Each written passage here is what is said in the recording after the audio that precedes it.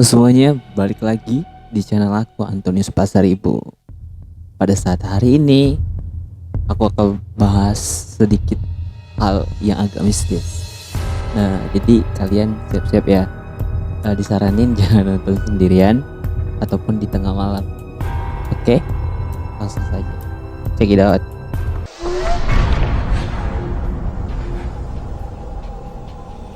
Oke, aku bakal ngasih denger kalian cerita tentang suatu perguruan tinggi yang ada di Indonesia, yaitu PKN STAN. Ternyata PKN STAN yang merupakan salah satu kampus terbaik yang ada di Indonesia juga memiliki beberapa cerita-cerita seram atau horor di baliknya. Kalian mau tahu? Oke, kita langsung saja ke videonya ya. Check it out. Oke, jadi temanku semester 2, dia itu kan kayak agak sensitif sama yang kayak gitu. Maksudnya dia kayak bisa ngerasain kalau misalnya ada aura-aura gak enak. Nah, waktu itu tuh kelas malam di gedung D. Kayaknya kayak mau hampir UTS UAS gitu kan, jadi boleh pakai gedung D pas kelas malam sampai 21.30 dan kelasnya yang bioskop. Nah, kalau kelas bioskop kan kalau kalian perhatiin di belakang sendiri itu ada kaca ya, ada kaca yang gede itu loh. Iya, itu. Nah, jadi dia dapat tempat duduk tuh di belakang. Terus kayak ada yang ngetok-ngetok gitu di kaca katanya. Tapi dia nggak berani nengok. Terus akhirnya sampai kelas selesai, terus dia pulang. Nah, kosnya dia di Sarmili. Terus abis itu dia pulang kan ke kosnya. Terus dia ya udahlah mandi. Terus pokoknya siap-siap mau tidur. Terus dia tidur sampai pagi itu dia bangun subuh tuh masih nggak ada apa-apa, sekitar jam 4:30 gitu kan. Terus dia sholat subuh, terus dia tidur lagi. Nah, pas setelah subuh itu dia kayak ngerasa ada orang yang ngeliatin dia kan. Terus dia buka matanya, maksudnya dia bangun, itu kan kayak apa ya, waktu kita tidur tuh misalnya aku menghadap ke timur. Nah, di timur itu tuh ada noni-noni Belanda pakai baju Belanda gitu, lagi nari kayak dansa gitulah ya, maksudnya kayak tarian-tarian Belanda gitu, dan menghadap ke kita, jadi kayak berhadapan gitu loh. Nah, terus dia merem kan. Terus waktu dia melek lagi, maksudnya dia mencoba untuk kalau merem siapa tahu bisa hilang gitu loh. Anjir, aku merinding. Terus waktu dia melek lagi masih ada dan senyum. Terus dia kayak baca-baca lah kayak ayat kursi dan lain-lain, dan terus hilang kayak cuma 10 menit doang sih. Tapi serem gak sih kayak senyum terus nari-nari di depan kita. Ih, sumpah. Gila guys. Gila. Kalau aku ya, nggak bakal aku bisa ngeliat itu. Sumpah, aku merinding takut. Informasi aja guys. Jadi di STAN itu ada yang namanya gedung C dan D. Nah, gedung C dan D ini merupakan salah satu gedung yang cukup udah lama berdirinya di PKN STAN. Nah, kira-kira ini udah bertahun-tahun lah, udah puluhan tahun. Jadi aku sendiri ya, yang kalau misalnya ngelihat sekilas, ya itu bener-bener kayak gedungnya tuh udah bener-bener gedung lama yang cukup ya ibaratnya ya agak sedikit mistis ya. Terus juga kalau kita aku dengar dari kakak-kakak tingkat aku atau teman-teman aku, katanya memang banyak di gedung C sama D itu cukup agak mistis. Hati-hati ya kalian kalau yang berkuliah malam terus dapat gedung C atau D, siapkan mental kalian guys. Oke, cerita yang kedua itu merupakan cerita yang langsung dialami oleh kakak tingkatku sendiri. Gimana ceritanya? Kita langsung aja dengerin. Jadi ini waktu aku MIBA, jadi kan kakakku itu D3 pajak 2015. Jadi waktu aku MIBA dia itu masih ada urusan lah pokoknya kayak administrasi gitu di Bintaro. Terus akhirnya kan aku belum bawa motor, jadi kalau aku kuliah itu selalu jalan kaki. Tapi itu kan kelas malam, terus kakakku juga ngajak makan kan. Terus akhirnya dijemput, aku udah janjian, aku selesai 21.30 di gedung J, masih inget banget. Terus aku bilang, yaudah tunggu aja di deket Gojek yang di air mancur itu. Terus dia jawab oke gitu. Dia nggak jawab. Terus aku kira kan ya udah berarti dia ada di situ kan, maksudnya udah nge-air. Terus akhirnya aku turun tuh, terus ketemu sama dia kan.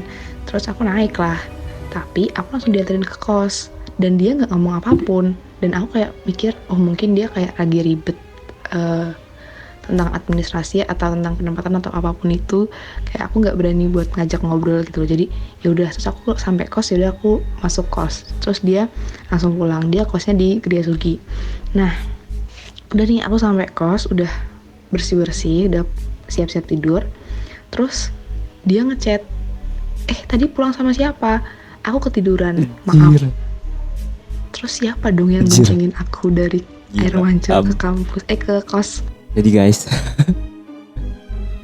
speechless gila. Itu siapa jadi? Kakak tingkatku itu udah ngomong gitu kan, dia kayak cerita ke orang, tapi orang tuh nggak ada yang percaya, kayak itu halu. Soalnya ya kan cuma dia yang menghadapi situasi itu kan, nggak ada orang lain, nggak ada saksi. Tapi masalahnya kalau itu beneran halu kan, ya ngapain coba kakak tingkat aku bohong gitu kan, nggak ada untungnya juga buat dia. Terus kalau memang misalnya itu nggak halu atau bisa dibilang kayak cuman ngeprank aja, masa sampai sekarang kakaknya nggak ngomong gitu kalau dia udah ngeprank adiknya? Kan agak sedikit aneh gitu kan. Tapi ya untungnya nggak dibawa kemana-mana dulu ya kakak tingkatku ya. Kalau dibawa dulu kayak mampir dulu gitu kan, wes udah dibawa tuh jalan-jalan keliling dunia makhluk halus, udah bisa ketemu pocong, udah bisa ketemu kuntilanak. Wah mantap, terkenal langsung kakak tingkatku di dunia makhluk astral.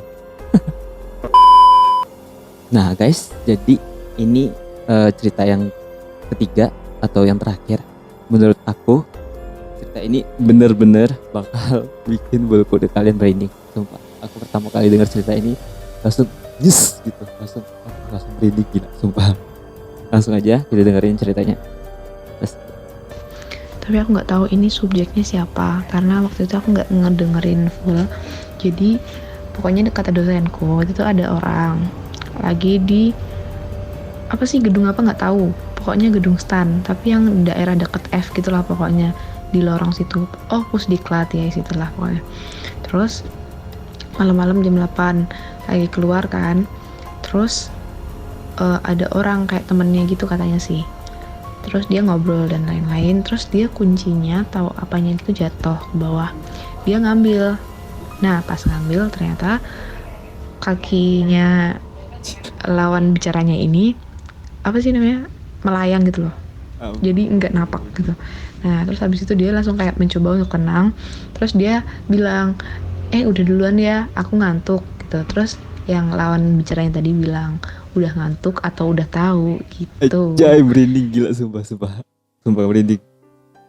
Gila itu sumpah. Kalau aku guys, kalau aku di posisi orang itu tadi, sumpah langsung ku tendang-tendang, saya tanya langsung ku lempar pakai apa-apa lah pokoknya, bodo amat, langsung lari, sumpah. Itu gila, sumpah. Kalau kalian di posisi itu gimana kalian guys? Komen di bawah. Nah, itu beberapa cerita horor yang udah diceritain oleh kak tingkat aku.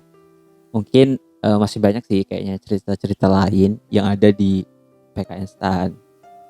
Berhubung sumber yang aku dapatkan masih terbatas, mungkin kalau misalnya kalian ada cerita-cerita horor atau cerita mistis yang menurut kalian menarik gitu untuk kita bahas atau kita ceritain sama-sama di video selanjutnya, mungkin kalian bisa konfirmasi atau kontak aku. Nah nanti kita bakal ceritain sama-sama di YouTube channel aku. Oke teman-teman, terima kasih udah nonton video ini sampai habis. Jangan lupa like, subscribe, dan juga aktifkan channel notifikasi. Dan jangan lupa juga share video ini ke teman-teman kalian.